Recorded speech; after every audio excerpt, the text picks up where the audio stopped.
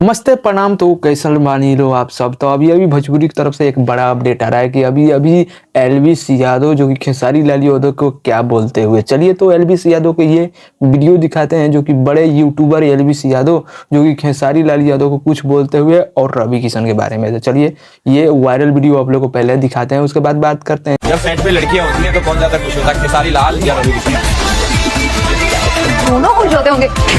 तो एलविस यादव का ये वायरल वीडियो जो कि सोशल मीडिया पर काफी वायरल हो रहा था, तो मैंने सोचा क्यों ना आप लोग को ये भी अपडेट देता है। चलूँ तो अभी अभी शिल्पी राज के बर्थडे पर कौन कौन पहुंचा है, सबसे पहले ये वीडियो आप लोग को दिखाते हैं। इस वीडियो में आप लोग देखिए कौन कौन बर्थडे पर पहुंचा है शिल्पी राज के। सबसे पहले तो दिख रहे हैं खेसारी लाल यादव का राइटर अखिलेश कश्यप। चलिए तो वीडियो पहले आप लोग को दिखाते हैं।